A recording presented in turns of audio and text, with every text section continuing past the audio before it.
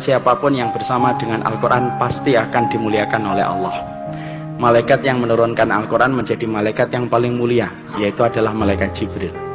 Malam ketika Allah menurunkan Al-Quran menjadi malam yang paling mulia, yaitu adalah malam Lailatul Qadar.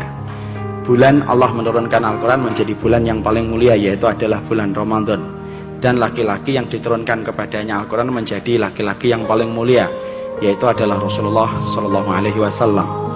Dan disitulah akhirnya kita mendapati bahwasanya siapapun yang ingin meraih dan memperoleh kemuliaan itu cuma satu, bagaimana kehidupannya dibersamakan dengan Al-Quran. Karena siapapun yang bersama dengan Al-Quran pasti akan mulia. Dan Al-Quran itu merupakan mukjizat terbesar yang Allah turunkan pada kehidupan manusia. Mukjizat ini menenggelamkan mukjizat-mukjizat yang lainnya tanpa menafikan bagaimana keutamaan mukjizat yang lainnya. Mukjizat Al-Quran itu mengalahkan mukjizat Nabi Musa dengan tongkatnya yang mampu merubah lautan menjadi daratan. Mukjizat Al-Quran itu mampu mengalahkan mukjizatnya Nabi Sulaiman yang mampu berbicara dengan semua binatang, dan mampu mengalahkan mukjizatnya Nabi Ibrahim yang kebal ketika dibakar. Karena semua mukjizat para nabi dan mukjizat para rasul itu hilang bersama dengan wafatnya mereka. Adapun mukjizat Nabi Muhammad, walaupun dulu saya ketika waktu kecil suka bingung kenapa mukjizatnya Rasulullah itu hanya Al-Quran, tapi ternyata baru saya tahu, ternyata Al-Quran itu bukan hanya mukjizat, tapi mukjizat yang paling besar.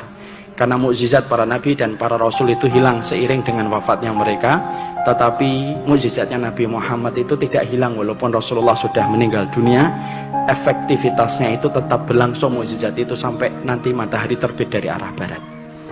Makanya dari situlah kita akhirnya mengetahui siapapun yang ingin membangun kemuliaan itu dimulai dari Al-Quran yang ditanam di dalam dadanya. Makanya kalau kita mendidik hari ini harus kita rubah paradigmanya, bahwasanya pendidikan pertama itu bukan matematika, pendidikan pertama itu bukan fisika dan bukan bahasa Inggris. Tapi bagi kaum yang beriman kepada hari akhir, ketika telah mengimani semua perkataan Rasulullah, pendidikan pertama dalam kehidupan anak itu adalah Al-Quran.